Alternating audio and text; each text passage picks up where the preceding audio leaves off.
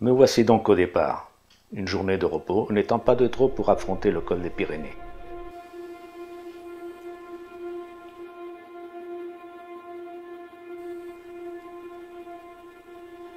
Avant d'atteindre cette table d'orientation, une jolie grimpette a été négociée. La brume fit son apparition, humidifiant mes vêtements.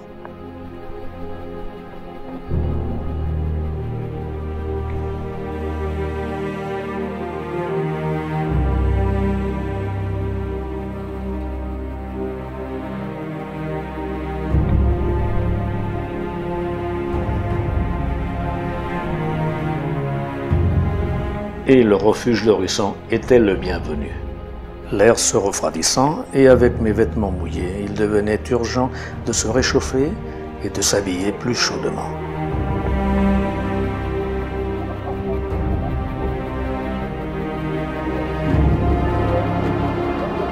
J'en profitais pour prendre un café.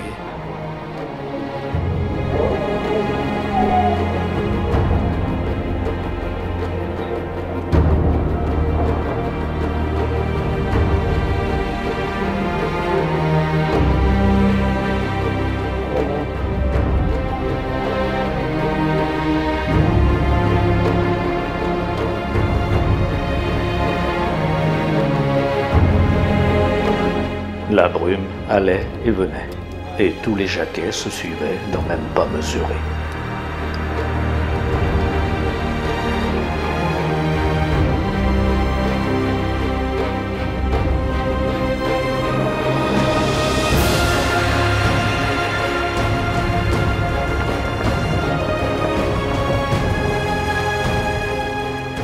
Salut le Coréen, on se reverra sûrement le long du chemin.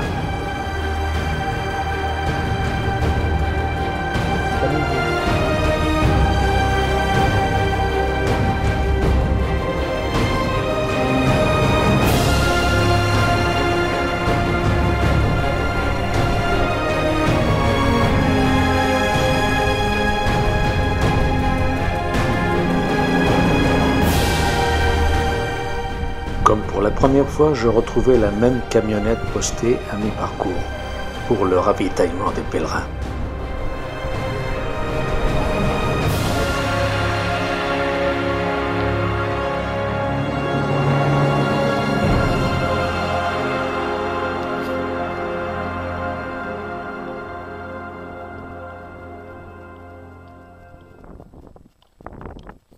En groupe de Coréens et un Andalou cherchaient à s'orienter dans cette brume. No sé. Ah, sí, mira aquí. Sí. Algunas fotos que he visto aparecen Sí. por aquí acá por otra vez. Por ahí es, por ahí. Es el punto. Alicante. Alicante. Yo soy originario de Alicante.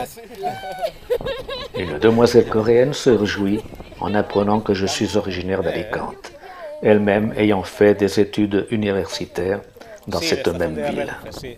Quelle coïncidence tout de même. Yo vivo a 30 kilómetros de Alicante, es Crevillente. Ah, ¿Conoces? ¿cómo se llama? Crevillente. No, Elche. Oh, Elche, sí. Al lado de Elche, Crevillente.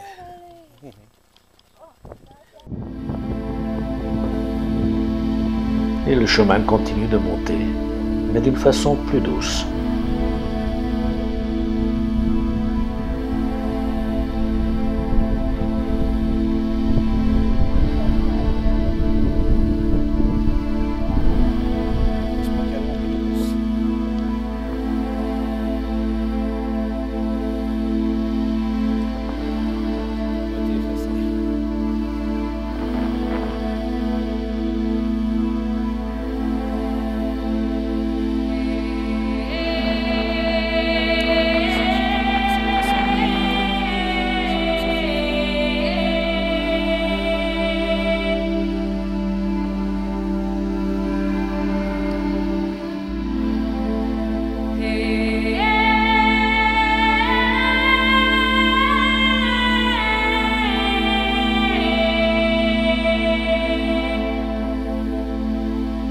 Cette stèle confirme que l'on se trouve bien sur le chemin de Compostelle.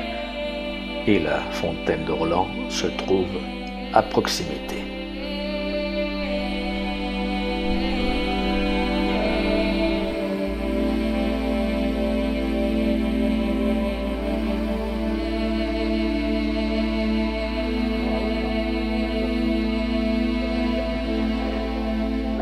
Et voici la fontaine de Roland.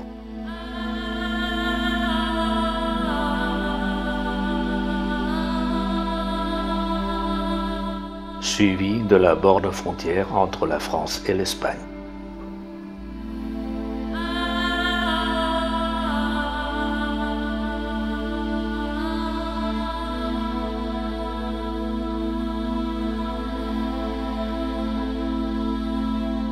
Que je franchis pour la deuxième fois.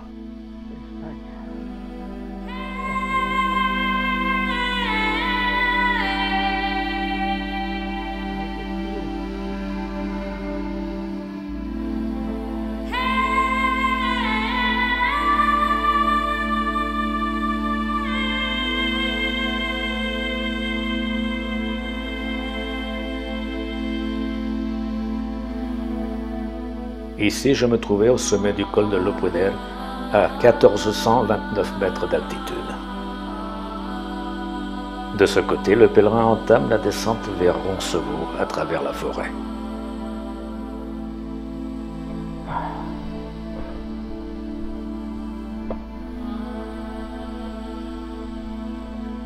Me voici à Roncevaux, depuis 26 km parcourus en montagne, depuis Saint-Jean-Pied-de-Port. Au pied du monastère se trouve la statue de Roland, agonisant près de son cheval, tenant Durandal, son épée de la main droite.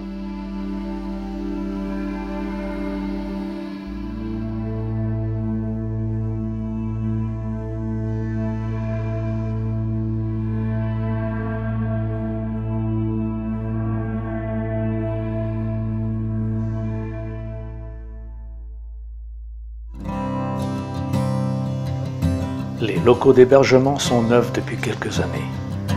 Les anciens ne sont utilisés que lors de grandes affluences.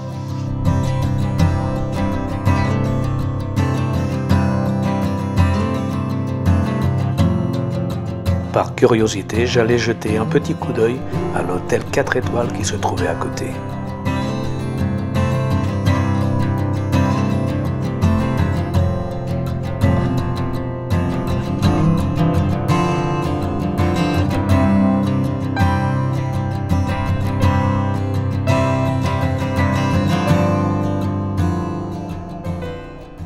Après l'installation du pèlerin, les hospitaliers convient pour ceux qui le veulent à la messe de bénédiction et à la visite du musée de la cathédrale.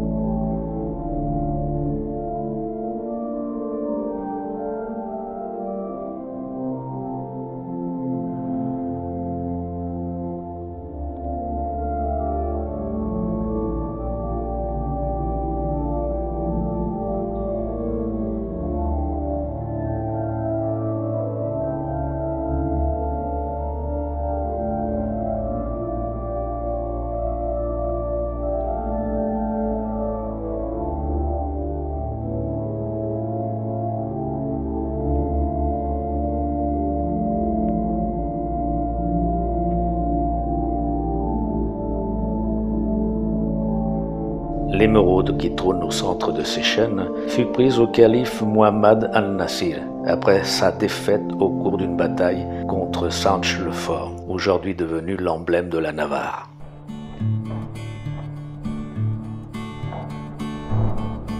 Je quittais le monastère pour me rendre à une lieue de là, dans la bourgade de Gragnon, pour prendre mon petit déjeuner.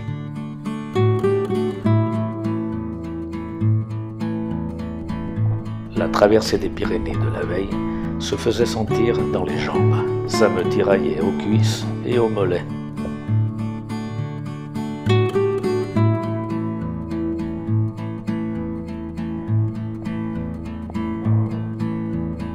Mais d'expérience, je savais que la marche estomperait tout ça en quelques heures.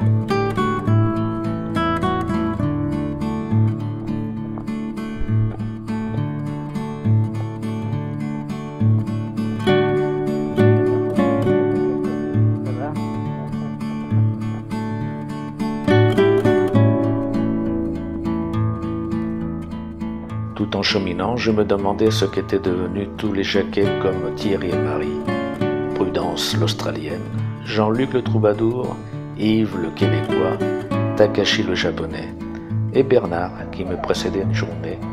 Les reverrai-je?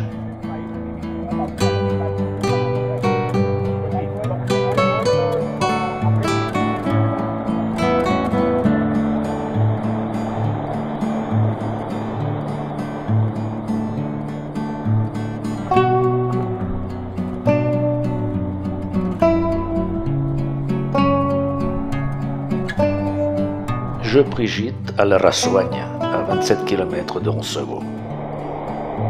Le lendemain, l'étape de 17 km fit une promenade, les courbatures des Pyrénées ayant disparu.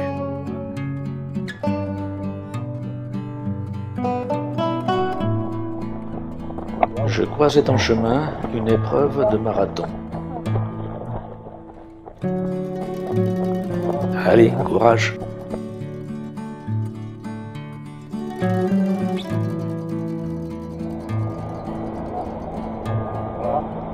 Pamplona n'était plus très loin.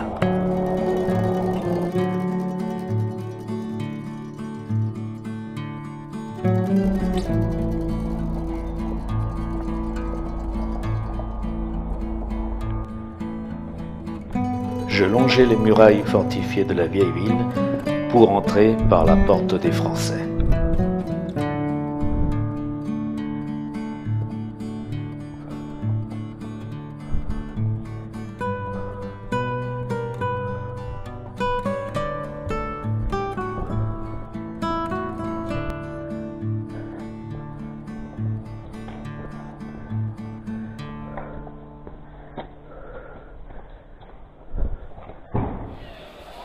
Et ce fut le bain de foule, auquel le pèlerin n'est plus habitué depuis son départ.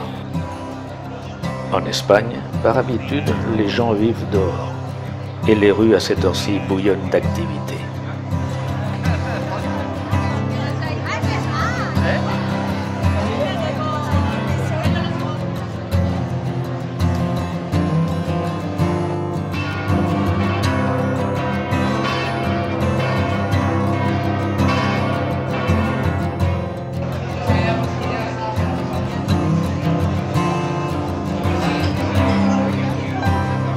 Les bars et restaurants sont pleins, ce qui m'ouvre l'appétit.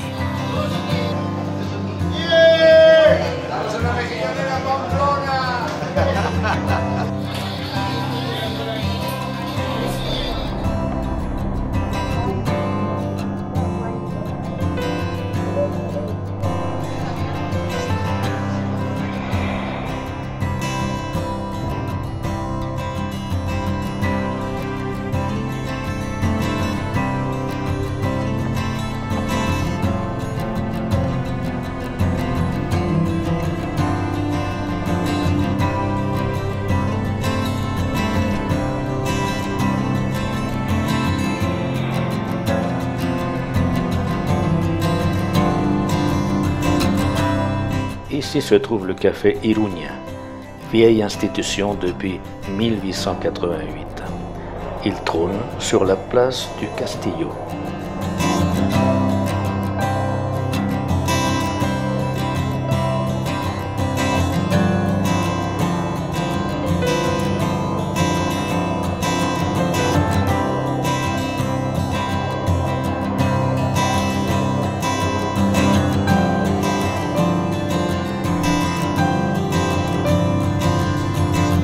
Assis à sa terrasse, je commande un carajillo, soit un café mélangé à du cognac.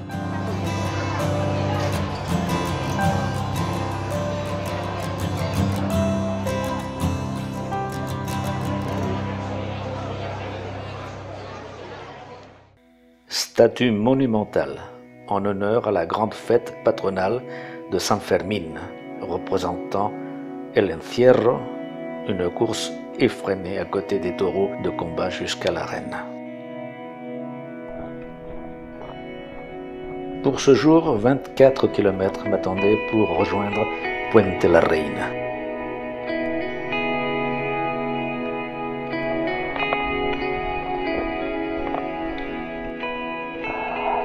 Farikiagi, il est recommandé de faire une pause pour s'hydrater, car il y a une difficulté à franchir à 1 lieue d'ici.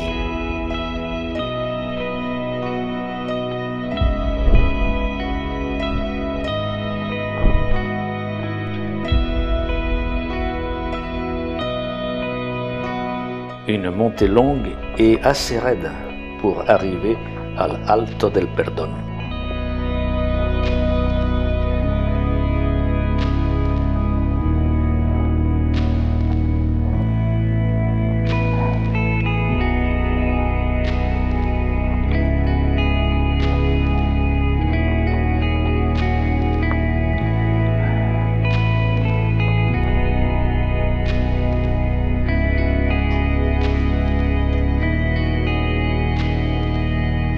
Après une montée, il y a toujours une descente qui s'ensuit.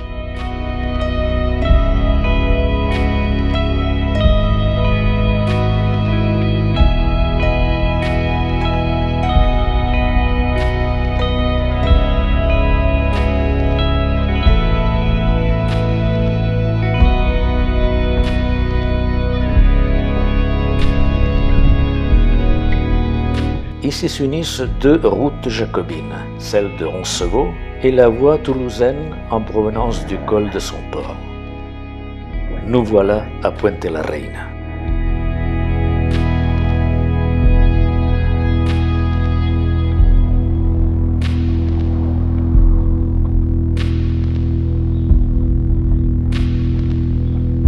Sur la gauche, l'ancien hôpital, relié par une arche à l'église du Crucifix, fondée par les Templiers.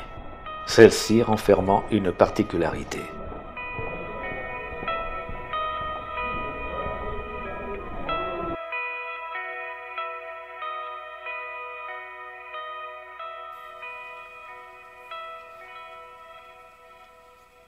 Elle héberge un crucifix en forme de patte-doigt, symbole du temple.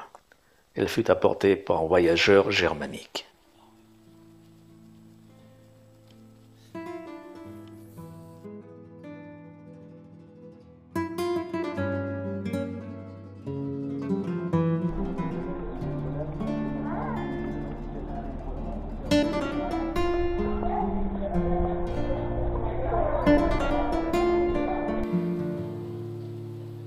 Après avoir déposé mon fardeau, j'entrepris la visite de la ville.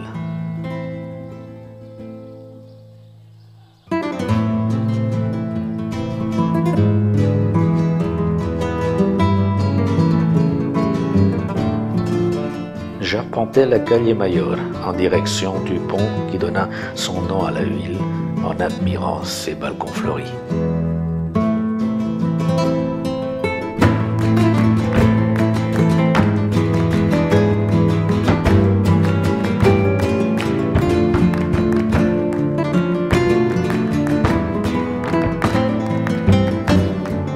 Le voici, bel exemple d'architecture du style roman du chemin de Compostelle. Il aurait été construit au XIe siècle sur la rivière Arga, à la demande d'une reine, Mayor de Castille, épouse de Sancho le Grand, pour faciliter le passage des pèlerins. Jadis doté de 3 tours défensives, une centrale et 2 à ses extrémités. La tour centrale abritait une Vierge Noire du Puy de style Renaissance.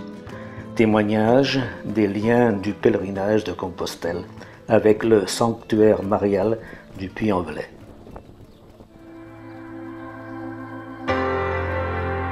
Il est temps de reprendre la marche. Un joli petit chiot nous souhaitait à sa manière un buen camino.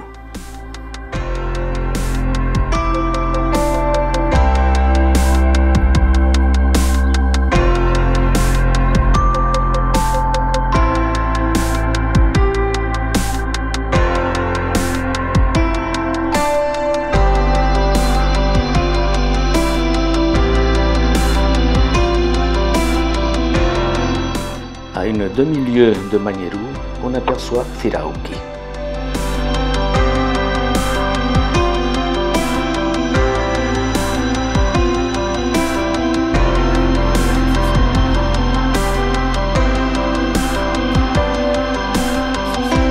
À la sortie de celle-ci subsiste une ancienne voie romaine que les pèlerins empruntent.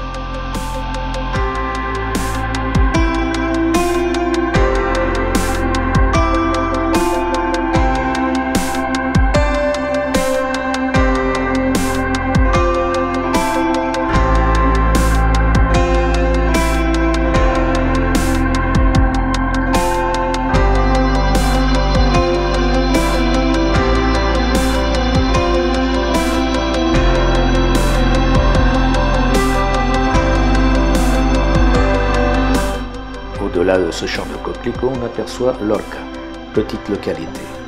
Son nom viendrait de l'arabe Al-Aurque, où se livra une bataille que Sancho Ier de Navarre perdit contre le musulman Abenlop. ¿Qué le debo? Dos. Un petit café est toujours la bienvenue, avant de reprendre le chemin. Une stèle à l'entrée de la ville dit « Ici, prends du repos et abandonne ta soif. Et à la prochaine étape, force te sera donnée par un bon vin. » Et le Codex Calixtinus précise « Estella est riche en bon pain, bon vin, viande et poisson. » Estella veut dire étoile. Je suis sur le chemin des étoiles de la Voie lactée.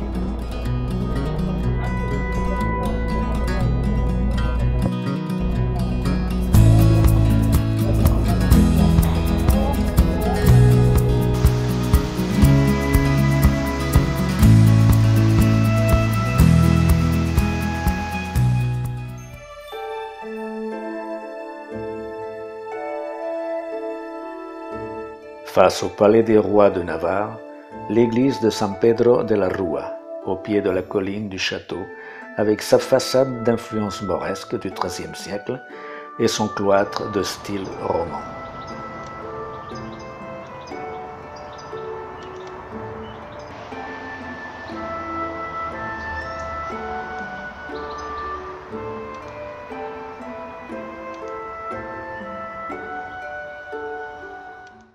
Ce matin, mes pas me mènent vers Torres del Río, en passant par une curiosité du chemin, las bodegas de Irache, où le pèlerin peut s'abreuver au choix, soit de l'eau, soit du vin, et ceci gratuitement.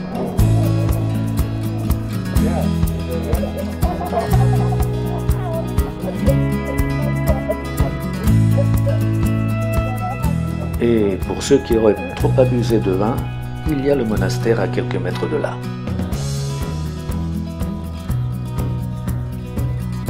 Avant de reprendre la route, toujours vers l'ouest.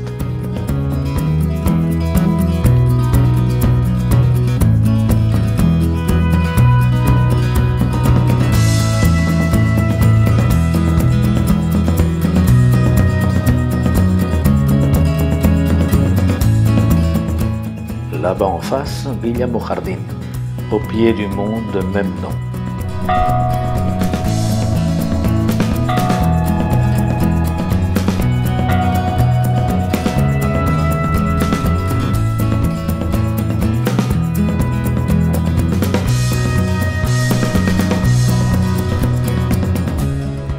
À mesure que l'on avance sur le chemin, les marcheurs deviennent de plus en plus nombreux.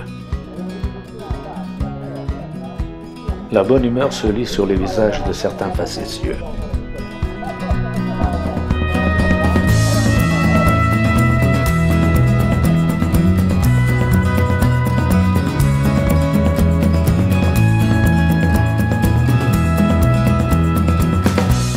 Sur les guides, Los Arcos est donné comme fin d'étape. Pour ma part, je préférais rallonger jusqu'à Torres del Río, ce qui me faisait en tout 29 km.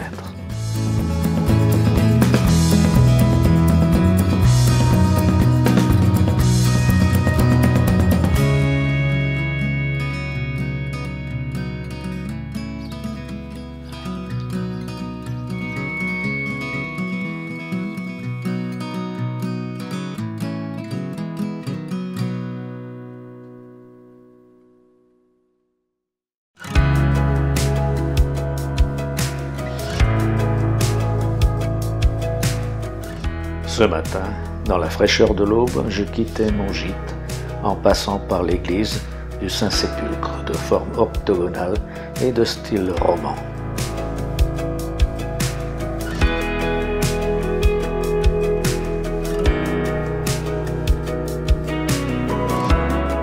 Sur le chemin, d'autres constructions, celles-ci plus éphémères, faites par chaque pèlerin, sans doute pour marquer son passage.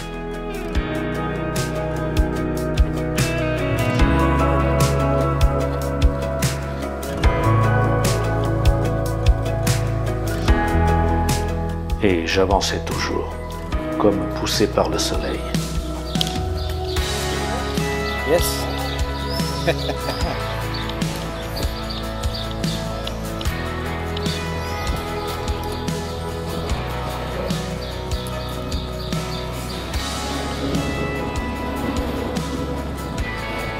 Un petit salut à Santa Maria et c'est reparti. Hasta luego.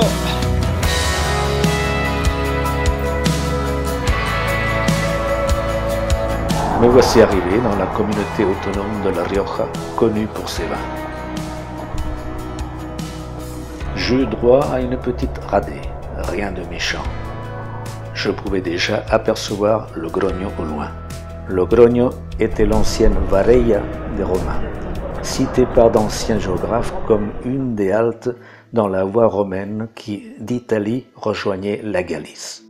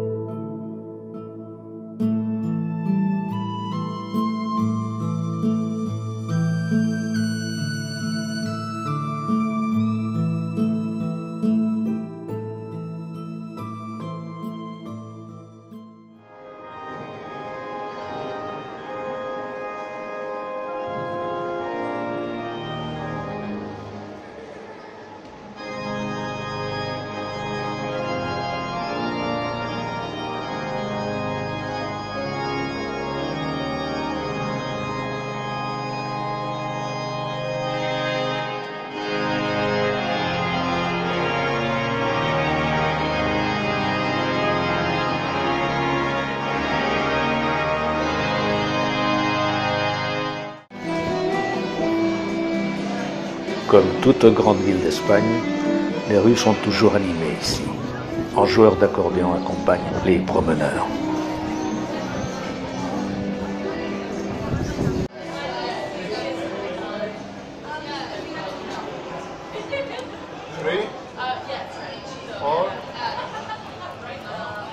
Dans plusieurs rues, comme Calle Laurel, on peut trouver de nombreux bars à pinchos, à ne pas confondre avec tapas, terme employé sur la côte méditerranéenne.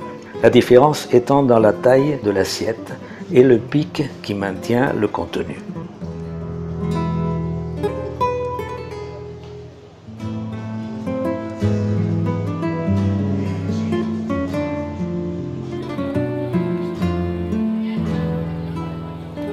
Après en avoir dégusté quelques-uns, le bon vin, les hirondelles et la douceur de cet après-midi printanière m'invitèrent à prendre un repos bien mérité.